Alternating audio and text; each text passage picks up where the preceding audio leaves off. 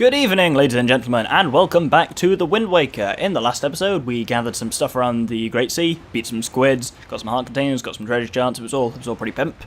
And we ended up on the mysterious and strange Tingle Island, which you can now see just kind of fading behind us. As now, we head off to the north, to that tiny island you can see on the distance, which is Spectacle Island. Ah! I had actually completely forgotten that this Big Octo was here. It's actually even on my list of things to do. I was like, I've written in my notes, I've written north of Tingle Island is Big Octo number 4. But, I'd forgotten it was here and was just deciding to sail north to Salvatore. Salvatore? Sail north to Spectacle Island. But this guy appears to have grabbed me. So, might as well kill him then. Man, this one was a 12-eyed bastard and took a lot to go down. I only had 10 bombs on me, so that made it slightly more problematic, but yeah, I had forgotten entirely that he was there, but fortunately, I happened to hit straight into him, so that was good. As ever, leaves my glitchy floaty boomerang and a glowing light ring. Now this one, the last one if you recall, had an orange rupee, so kind of 100 rupees under it, but this one has something quite different.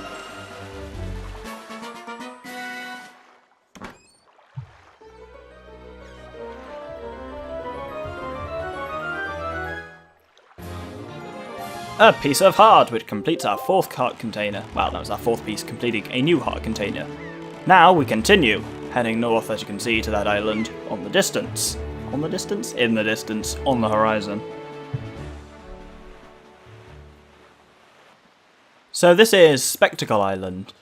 People may note the name sounds kind of familiar, and indeed, it looks kind of familiar too. This is actually a reference to Spectacle Rock, which is kind of the top of Death Mountain. I think it's a Link to the Past, which looks very much like this, but obviously a bit bigger, which is kind of cool.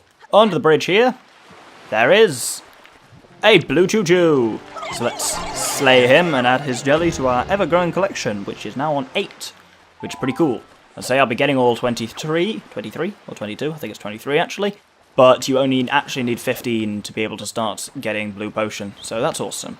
If we come up here, though, we'll see a very familiar face. It's none other than Salvatore, but amusingly, it's night time, and I love how he actually sleeps like that. But obviously, if you speak to him, he says, I'm already closed for today, come again tomorrow. So, we need to wait till the morning. And now we're able to talk to him. No, we're not. Still asleep, apparently. Okay. Interesting thing. All the way to the north there, you can already from here see the Forsaken Fortress. It's got that kind of very distinct shape. If we zoom in on it a little bit with the telescope, still see that from all the way in this distance. So yeah, draw distances in the HD remake. Very impressive. Salvatore, he's awake! Excellent! Speak to him and he does his usual kind of routine of, oh, never mind. My mistake. Yeah, step right up. If you have confidence in your target shooting, why don't you give this a shot? It's 50 rupees a game, wanna try? So, he does his little routine again of, oh, so you're the little shrimp who thinks he's a target shooting hotshot, eh? And you did this knowing full well that we are pirates who are so frightening that crying babies shut their mouths when we step into the room. Ha! This should be funny. Fine then, hotshot. If you can manage to sink the 5 pirate ships you see off on the horizon, we'll acknowledge your skills with cannon, you shrimpy little landlubber. However, we won't tolerate any comments about how the pirate ships look like barrels, and you only get 10 shots, you heard me. You can move your cannon with left and fire it with A, watch where the water plumes are, blah blah blah. So, there are 5 pirate ships, represented by barrels, 10 bombs on the left, which are our shots, and the cannon angle represented on the right. There is a trick to this, which I will explain as I'm doing it. The main trick to it is, well, there's look where your bloody shots land and kind of judge it based on that. But also, it's important to know that, I'm not doing very well here, but the barrels are always placed at intervals of 5 degrees. So if you're a bit off, like, say, I'll fire at this guy, but I'm probably going to miss him. And if I do, he looks a bit further beyond, so he's definitely going to be at 25 degrees. Like, if you're on 20, upping it to 22 or something will do nothing. It's always in increments of 5, and then you've just kind of got to judge where each one is mostly based on where the other ones are. You kind of get just a bit of a feel for it just over time. But other than that, there's no real advice I can give you other than the remember 5s, and kind of look at ones that are on the same level as each other because they likely are the same distance back. Though this one's actually slightly a bit further back. I think this one's probably 45. The 5s is the key to this one, though. And that should be the final one. Oh, no, that's at 50 degrees, wow. Or if it's not, I've bloody lost this on the first game, so that's embarrassing. Oh, yeah.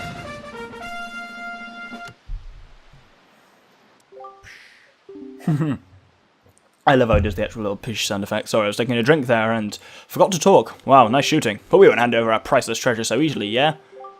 Miss, hey miss! Gonzo, you're at least an honorary member of my family, are you not? So act like it. Don't lose your head.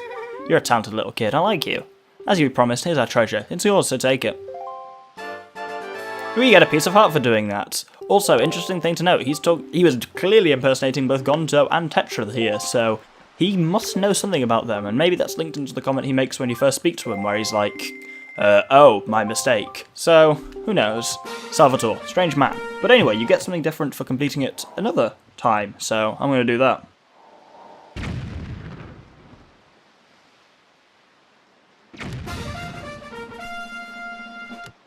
Now, once you've done it the second time, he goes through the same kind of spiel again, of exactly the same stuff, so I'm not going to bother reading it out again. But this time, we get a slightly different treasure. This time we get a treasure chart, which eventually links to a piece of heart, so essentially we can get 2 pieces of heart for each for 50 rupees and a tiny amount of money. So, well, 50 rupees each and a tiny bit of effort, so pretty good, all in all. Now we are going to head off to the north of here, up to Northern Fairy Island. I've actually come first, though, to the northeast, northwest even, section of the grid, because, as you can see, a couple of rafts here, and a submarine, which has a useful thing in, so we'll just do this quickly before heading to the island itself. Now, this is an amusing one. As you can see, there's a number of moblins on the floor, but there's all these kind of ropes on the ceiling, and so what we can actually do is avoid having to fight the buggers. We just kind of swing across and then up. I thought I fucked that up. Let's position this one right, and up. Missed it, fuck, Deku Leaf, okay, we'll glide across, that'll work. And once we enter the cabin, regardless of whether we killed the monsters or not, chest spawns anyway, so that's pretty pimp. Stop saying that.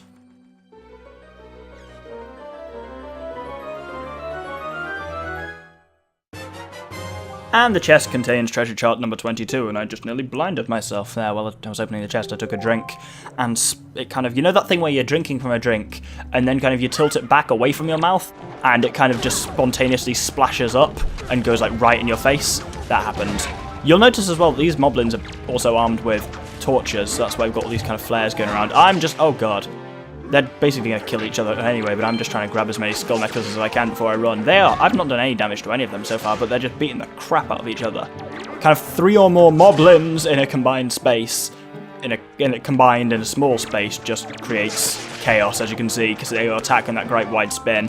And because of how powerful their weapons are, they do more damage to each other than I ever could to them, but no point in fighting all of them, so... Oh, it's funny to watch, isn't it? But yes, out we go. Now, we've not seen a fairy island before, but they're very distinctive for a number of features. Firstly, they always have a kind of conch shell on them, and that's kind of the main part of them. But also, nice little fact about them, which is incredibly useful to know, is that every single fairy island, there's 5 of them in the game, they all have a blue choo-choo on them. So that's kind of 5, you know, the locations off straight away, because there's northern, eastern, western, southern, and thorned fairy islands. So that's pretty cool. You can enter into the conch itself, and of course the conch is a fairy fountain, so we get the same rigmarole that we got on Outside Island.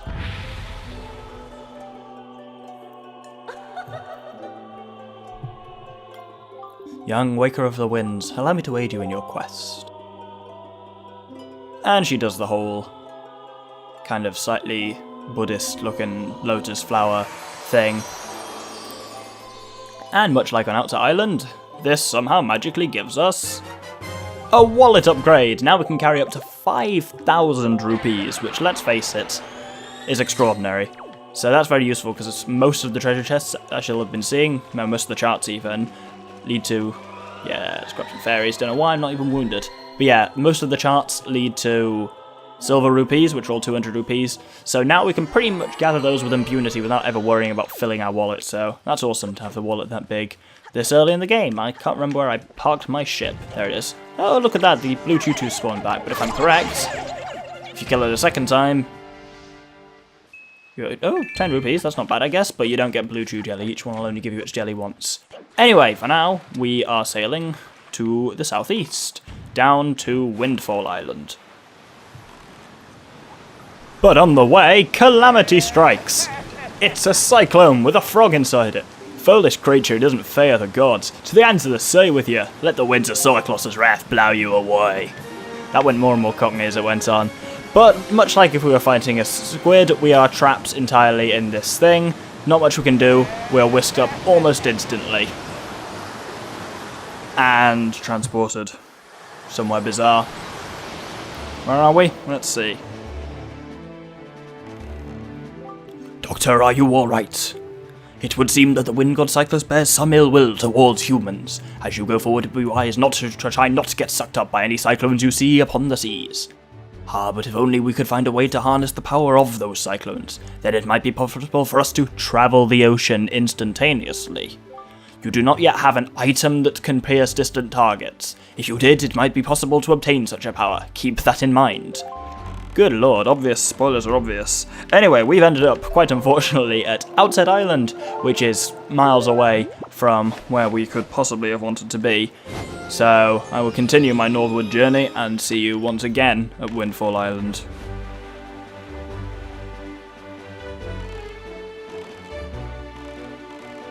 Oh, you are fucking shitting me.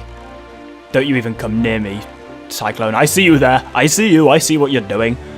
I'm so close to Windfall I can see it on the horizon. If you try any of your shit with me, sir, I will fuck you up royally. We're all good. The winds near it kind of suck you in, but I managed to escape this one. Little bastard. Now there's a ton of things we can do on Windfall Island this time, so it's going to take probably the rest of this episode and the majority of next episode to get through everything we've got here. So first what we need to do is, avoiding the creepy old man as ever, head right up to the north and, well, actually this is the north, I was correct. But you'll see this guy who is, as I mentioned before, looks like he's dancing on someone's grave. Pretty weird. But if you talk to him, he'll say, oh, no, that's just not it. That's just not it. And the problem is, it's not that either. This isn't it. He's seen Snake. Oh dear, pardon me, guy. I was so fully and wholly absorbed in my dancing that I didn't even notice little old you standing there. I am Tot. I love dancing more than I love 3 meals a day. You will soon come to know me as the world's charismatic dancer extraordinaire. He didn't say soon, but I did. Ready, guy? 1, 2, 1, 2. Say, guy, you know what I was just reminded of? Long ago, I met this delightful young guy who performed the most dazzling magic dance. A dance that turned night to day right before my very eyes. I can remember those fabulous dance moves, but I just can't seem to get that intricate rhythm down. Do you think you know the rhythm, guy? And indeed we do. If you pull out the Wind Waker, and just don't press anything, just let it go boom, boom, boom, boom, dun, dun. That seems to be enough to jog his memory. Cha, cha. That's it. That's the rhythm I've been trying to recall. Oh, I can feel it, guy.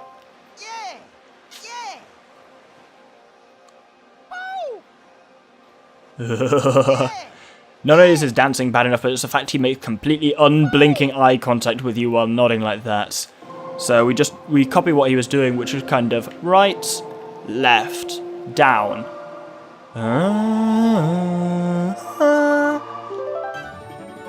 You learned the Song of Passing. Yeah. Oh, I sounded exactly like him when he said yeah. That's disturbing. Now, the Song of Passing has the ability, like you mentioned, to turn night into day.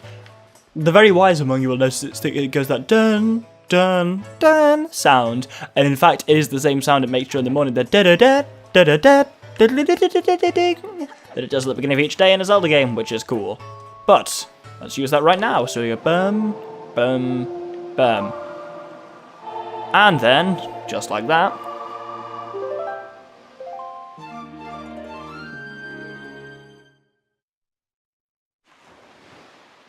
day fades into night, Now there's something very specific we can do at night, and it is in this room. It's Zunari, so first let's grab a bit of a figurine of him. Now, someone suggested this idea, so I'm going to try it out. If I press switch and set the camera into selfie mode, can I take a snapshot for the figurine that's a selfie as well? Let's see. Let's do a funny face.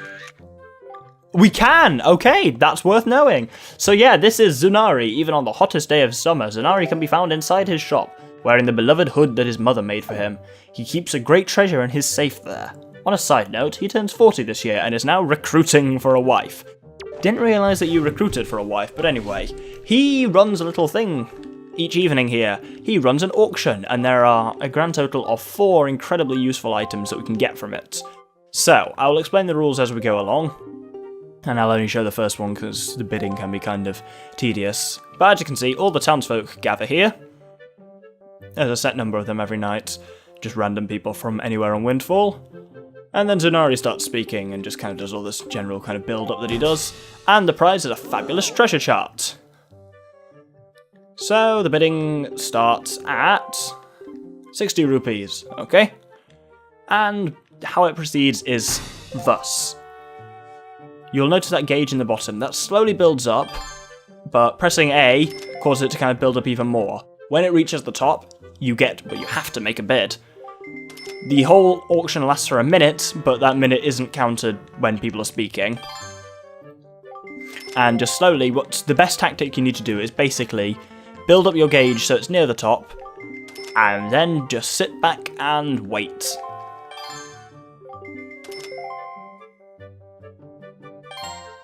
Oh, I've been forced to bid. Whenever you bid, there is, as you can see, a timer at the top which tells you how much time you've got left. We've actually only had half the blinking auction so far. So I'm just going to go ahead and bid 101 rupees, just a kind of small amount, doesn't do much, but worth noting. The little thing that Zunari says to let you know how much time's left, like when he says time is running out, my friends, means you've got to halfway. But you really don't want to do anything until you're pretty much in like the last 10 seconds. Now, 5 seconds remaining. This is what we've been waiting for. Now we bid in, and the nice trick is you need to bid at least 15% of the current thing, so we'll aim for 180. High bid like that. Oh dear me, Dr. bids 180 rupees as the crowd of auction goers reels. I see nothing but stunned faces. And everyone is stunned, and cannot bid for the next 10 seconds, and because there's only 5 seconds left, we are guaranteed to get the item. Doesn't always guarantee you for the best price, but that is why we got 2 huge wallet upgrades, so that's awesome. We earn a treasure chart. Now, there's a couple more things we can get from the auction, so I'm just gonna, I won't show the auctioning, but I will just show you the items, and me getting them, ha ha ha. Now, this time, for 207 rupees, we have managed to win a piece of heart. So that's 2 of the potential auction prizes down. Let's get on with the other 2.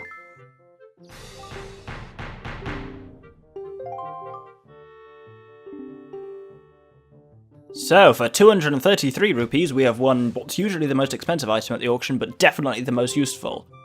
We have won the Swift Sail. Thanks to expert sail-making craftsmanship, your ship can now sail faster than ever.